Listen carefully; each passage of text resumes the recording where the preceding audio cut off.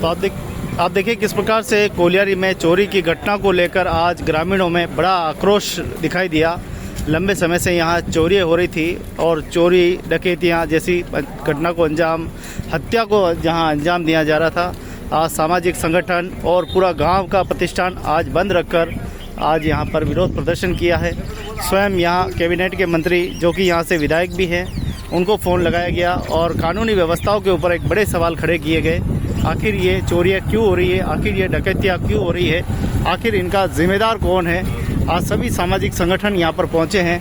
आप देखिए किस प्रकार से पूरे सामाजिक संगठन, करणी सेना, मेवाड़ जनशक्ति दल सहित सारे संगठन पहुँचे और आज सुबह से ही ये प्रदर्शन 8 बजे से ही लगातार शुरू हुआ। और अब घड़ी में कितनी बजी?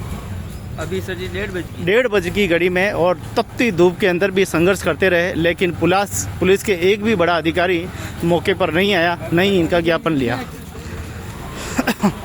ये मोहन आश्रम में पहुँचे जहाँ पर इनके लिए थोड़ा सा खाना, भोजन, नाश्ता वगैरह होगा। सभी करणी सेना के देखिए पदाधिकारी यहाँ संवाद कर रहे हैं।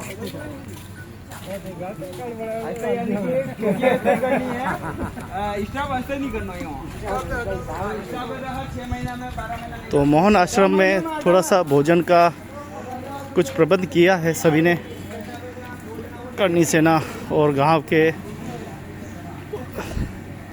जिससे कि थोड़ा भोजन मिल जाए। सुबह से ही सभी भूखे हैं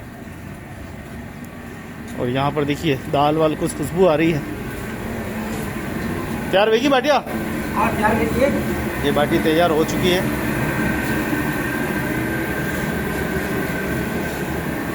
तो कुल मिलाकर गांव के जनहित में, गांव की हित में ये आज बड़ा फैसला, बड़ा निर्णय लिया और सभी ने एक साथ एक सुर में सभी ने आवाज़ उठाई कि इन चरमराई व्यवस्थाओं के खिलाफ, इन चोरी की घटना, डकैती की घटनाओं को लेकर आज आक्रोश रहा। आज गांव के सारे लोग मिले हैं, एक दूसरे का आदान प्रदान हुआ है। पूरा इनका जो व्यवसाय है वो पूरा बंद रखकर आज ये पूरा विरोध प्रदर्शन दिया है और सीधा मैसेज जो है वो सरकार तक पहुंचाने की पूरी कोशिश की है।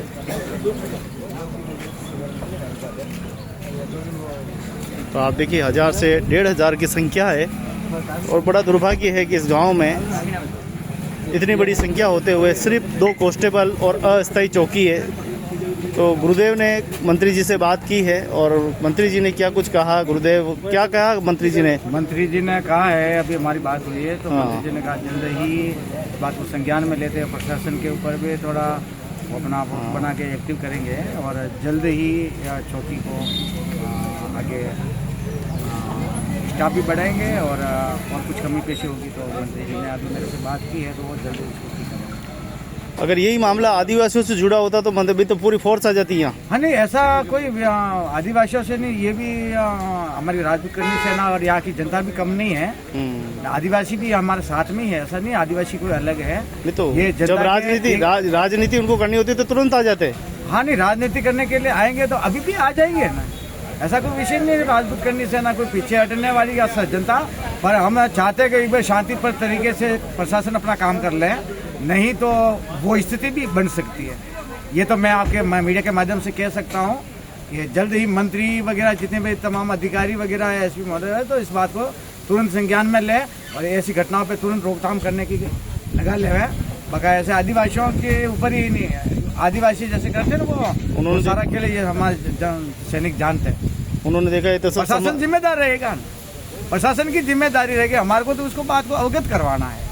प्रशासन अवगत कराने के बाद में अगर अपनी कार्रवाई पे खरा नहीं उतरता है तो निश्चित रूप से जो ये इनके मन की मंशा है जो हो जाएगी, फिर कानून अपना काम करे, जवाबदारी शासन प्रशासन की वो करे, या फिर जनता की मांग को जल्द पूरा करे और जनता को शांति की बहाल हो जाए। तो आप देखिए सभी बुद्धिजीव, हाँ बुद्धिजीव है, सारे के सारे बुद्धिजीव। और तो प्रशासन ने देखा कि वार्षिक के सब समझदार है, क्या करना जाने, यानी कोई मौके पे नहीं आया। एक बड़ा अधिकारी भी मौके पे आना चाहिए था, इतने लोग इकट्ठे हुए, यही इनके सबसे बड़ा रोष था। ये आए थे पुलिस को सम्मान करने, न कि पुलिस की कोई फजीती करने या उनके खिलाफ नहीं आए थे। वो आए थे पुलिस की प्रशंसा करने के लिए, पुलिस को सम्मान देने के लिए। लेकिन यहाँ तो मामला बिल्कुल ही उलट पुलट हो गया। यहाँ तक कि स्वयं राजस्थान सरकार के जनजाति मंत्री से बात करनी पड़ी ये तक हालात। थोड़ा सा ही बताएं, हम पुलिस का सम्मान करने के लिए आए थे कि चलो उन्होंने एक अच्छा काम किया है, उनको प्रोत्साहित करने के लिए आए थे, लेकिन इस प्रकार से जब उनको पता है कि सुबह 8 बजे से लोग इकट्ठे हो रहे हैं, जानकारी पूरी, फिर हम क्या मैसेज देना चाहेंगे? सर, शासन और प्रशासन का मैसेज तो अब आपके सामने है, सुनते इस समय आप, लेकिन अभी जानकारी में आया है कि तहसीलदार साहब पधार रहे हैं ज्ञापन लेने के लिए। वो बता रहे हैं कि हमारे जानकारी में नहीं था, लेकिन शासन और प्रशासन को कल से जानकारी थी कि हम यहाँ आ रहे हैं। तो ये कहीं न कहीं शासन प्रशासन हो सकता है करनी सुनने के डर से छुप रहा हो।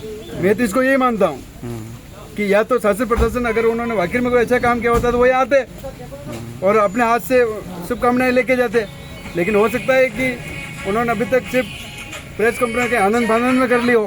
भाई धन्यवाद किसको दिया जाता है? जो अच्छा कार्य करता है उसको धन्यवाद दिया जाता है। और पूरे गांव की जनता, इस जालोर क्षेत्र की जनता अगर धन्यवाद ज्ञापन करने के लिए इकट्ठे हो रही है और अगर आप नहीं आ पा रहे हैं तो कहीं ना कहीं ये शासन प्रशासन की कमी है।